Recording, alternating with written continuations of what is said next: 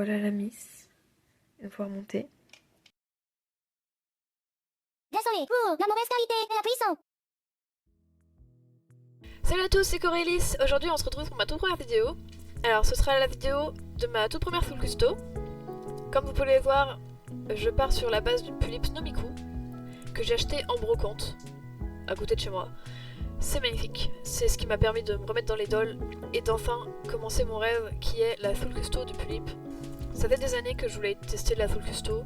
J'ai commencé les dolls en 2015 et j'ai fait une pause et je me suis enfin remise dans les dolls. Ici je montre le croquis de la doll, c'est à peu près la DA, c'est ce à quoi je veux qu'elle ressemble. Là vous pouvez voir que je démaquille la doll et c'est vraiment la pire partie de la full custo. Démaquiller un make-up stock, c'est horrible, je ne recommande à personne.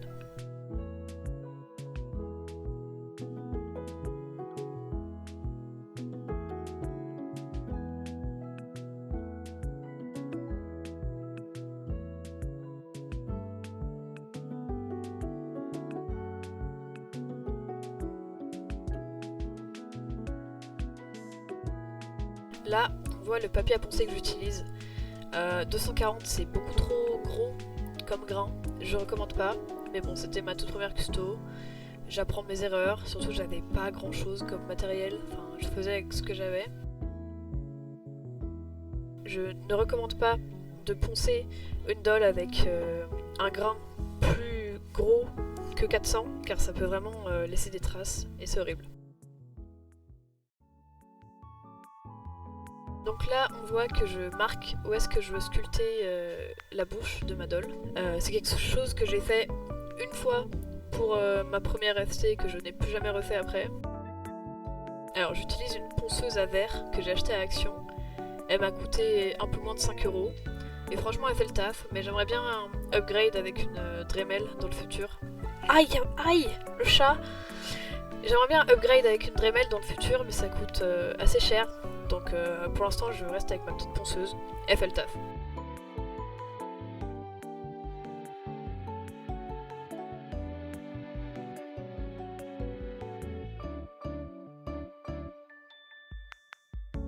Alors ce que vous voyez à l'écran, ça a été tourné en octobre 2024, c'est quand c'est à ce moment-là que j'ai fait ma toute première full custo. Mais quand je record le voice-over là, on est le 30 mai 2025. Donc c'était il y a longtemps, j'ai mis beaucoup de temps avant de faire ce voice-over et la vidéo en général. Sachez que je n'ai même plus la poupée que je custom dans cette vidéo, car je l'ai vendue. Je mettrai à qui elle appartient maintenant en commentaire. J'étais plus satisfaite de son make-up, du coup je l'ai vendue, mais j'aimerais bien la refaire et la redesign un jour dans ma collection.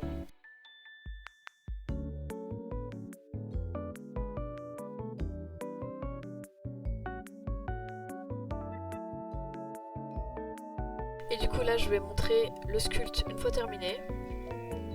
Bon là on voit pas grand chose.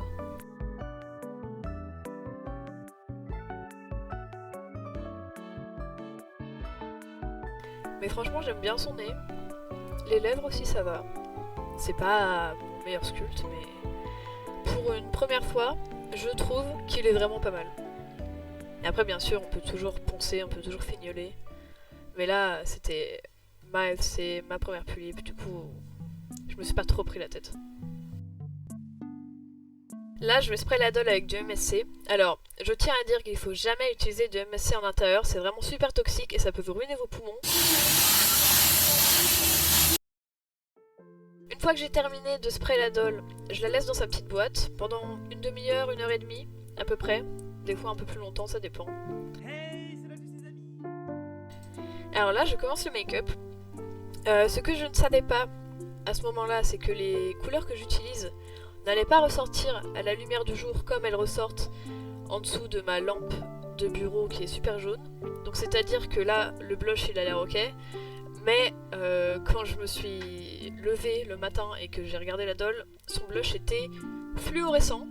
Alors pourquoi pas, c'est pas moche en soi, mais c'est pas ce que je voulais. Du coup ce que j'ai appris de cette expérience, c'est de ne jamais faire de make-up le soir, ou en tout cas de faire les bases, le blush, tout ça à la lumière du jour. et de seulement faire les détails ou de rajouter du contraste pendant le soir. En tout cas, maintenant, tout ce qui est blush, tout ça, je fais ça à la lumière du jour, le jour, et jamais le soir. C'est intéressant de revoir les techniques que j'utilisais pour mon premier make-up. Enfin, je dis technique, mais franchement, c'est pas des techniques de fou, quoi. Y a plein de choses que je fais plus, genre là, j'ai utilisé de l'aquarelle pour faire les dolls.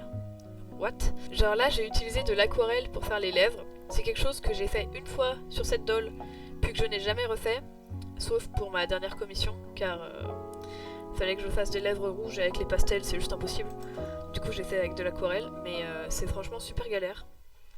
Mais je savais plus que j'avais utilisé de l'aquarelle, donc c'est intéressant de voir ça.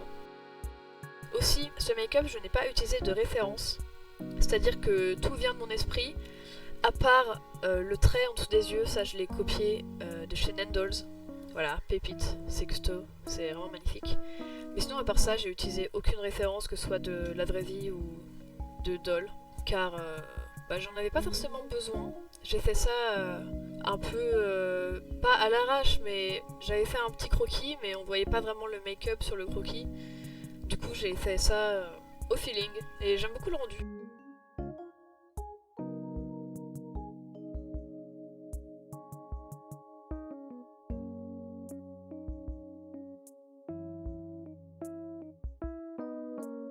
Là, on peut voir ce que ça donne avec les sourcils et les lèvres. Et là, on entre dans le vif du sujet, c'est-à-dire les cils et l'eyeliner. Alors maintenant, l'eyeliner, c'est quelque chose que je fais dans une des premières étapes.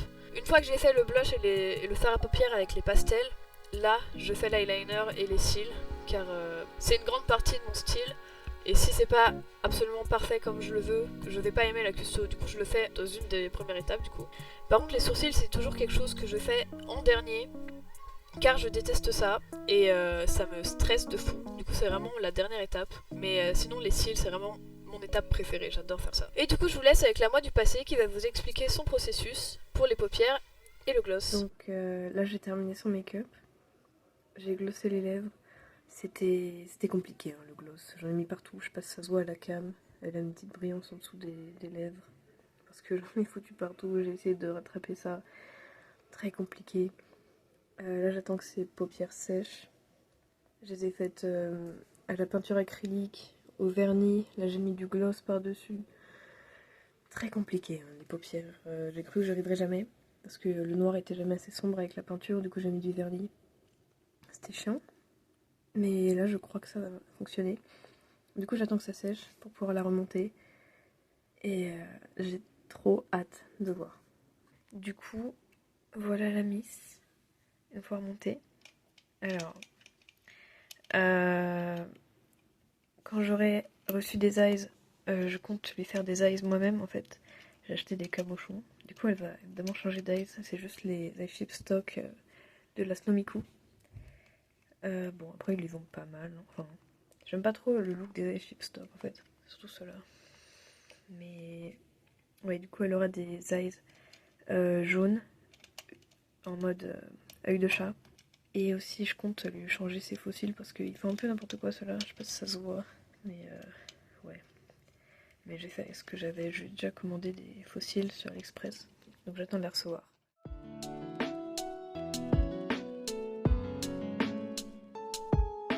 C'est mon petit frère de 15 ans qui a fait le montage. Il n'est pas payé bien évidemment, donc n'hésitez pas à lui dire ce que vous avez pensé du montage. Il lira tous les commentaires. Et si les reviews sont bonnes, bah peut-être que je vais commencer à le payer. Voilà, merci d'avance pour tous vos commentaires.